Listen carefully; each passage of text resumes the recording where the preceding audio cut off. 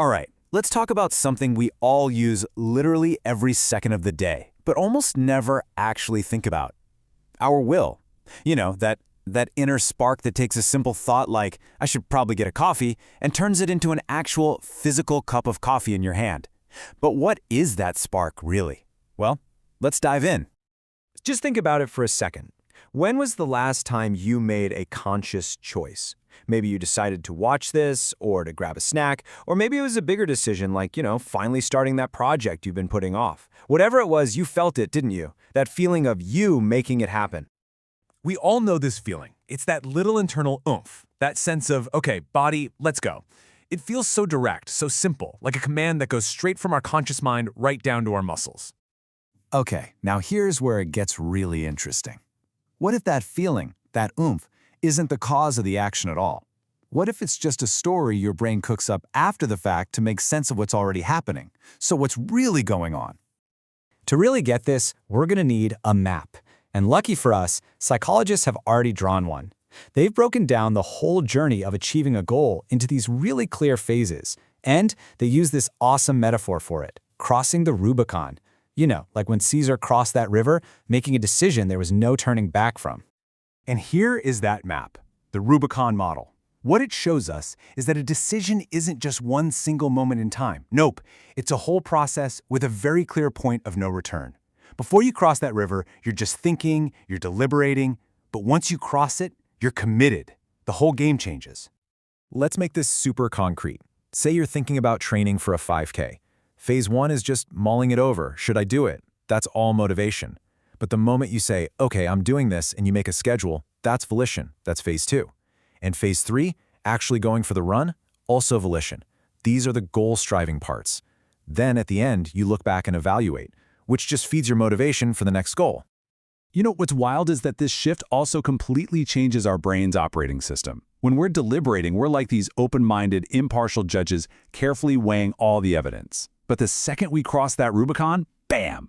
We switch to an implemental mindset. We become these super optimistic, slightly biased coaches focused only on how to win. Our brain literally gets more closed-minded, and it does that to protect the goal from doubt.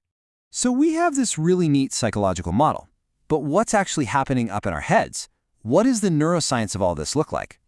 Well, when you talk to a neuroscientist, volition isn't some kind of magical force. It's really just a set of high-level jobs or executive functions, and they're all managed by the front part of your brain, the prefrontal cortex. These are the actions that you initiate based on your own internal reasons and goals. And it's a total team effort in there. This cascade of control model shows us the brain's chain of command. You've got different areas with different jobs. One part helps you focus your attention on what's important for the goal, while another part is kind of like quality control, checking your responses. It's this constant, flowing conversation inside your head that guides your actions. And what's absolutely crucial to get here is that this is a step-by-step process. It's a hierarchy. It starts with just paying attention to things, both out in the world and in your own head. And that builds into an intention, which then becomes a specific decision, and finally, a physical action. It's a structured path from an abstract idea to a concrete movement.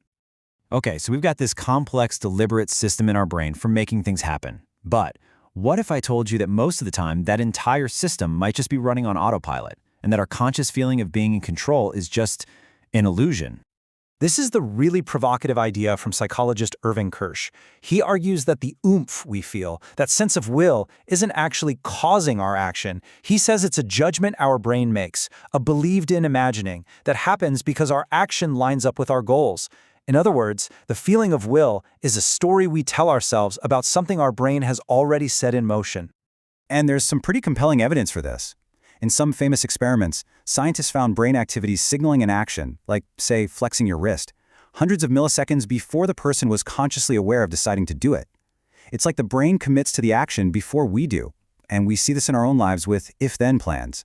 If you decide ahead of time, if it's 5 p.m., then I'll go for a run, the behavior can become automatic, totally bypassing that effortful feeling of will.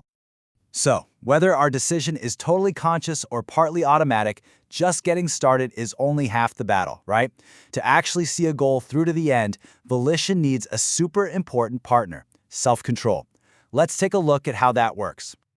Self-control is basically what keeps us from getting derailed. It's our ability to shut down all those competing impulses. The desire to watch just one more episode instead of going for that run we planned. It's the manager that makes sure our brilliant plan actually gets done in the messy, distraction-filled real world. So how does it work? Well, a lot of scientists use a really simple but powerful model, a feedback loop. Seriously, just think of a thermostat in your house. You set a goal, the temperature. Your brain perceives where you are now, it compares the two, and then your behavior is what closes that gap. It's just this continuous cycle of monitoring and adjusting. And what's so cool is that this simple little loop scales up beautifully. A tiny action, like shoveling snow, is governed by a higher-level principle, like be a good neighbor. And that, in turn, is guided by an even bigger idea of your ideal self. Our entire life, from the most boring chore to our deepest values, is built on these nested feedback loops. And what about our emotions in all this? Well, according to this theory, they're not random at all. They're basically a progress report. You get that rush of positive feeling when you're closing in on your goal faster than expected, and you get those negative feelings when you're falling behind schedule. Your emotions are literally a signal from your brain telling you to either keep up the great work or, hey, maybe it's time to change your strategy. So when you pull it all together, volition isn't some mystical power that you either have or you don't. It's a process, a complex, multi-stage process with different mindsets, brain networks, and feedback loops. Which really leaves us with one final and I think pretty powerful question. If your will is a process that we can actually understand, how can you start to engineer it to build the life you want?